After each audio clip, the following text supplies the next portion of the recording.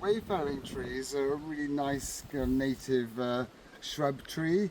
They sort of like growing in under canopy or hedgerows, and they will grow in quite damp areas. They also will grow in quite salty areas, and they are a viburnum, and like many garden viburnums, they have really beautifully scented clusters of flowers in the late winter and spring, so they are very nice to see in hedgerows.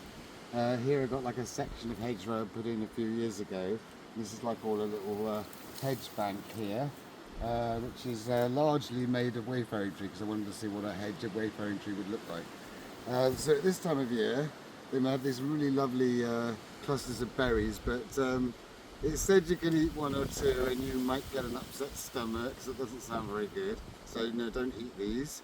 But they can be used to make medicine for respiratory disorders and coughs and things.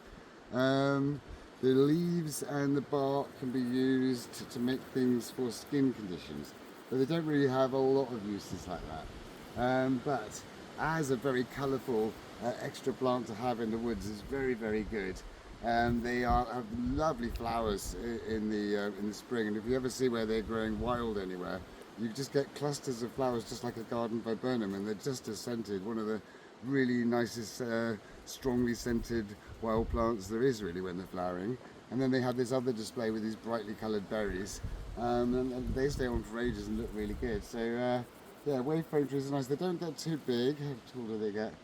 Oh, 15 feet, 10 feet, something like that. Not very big.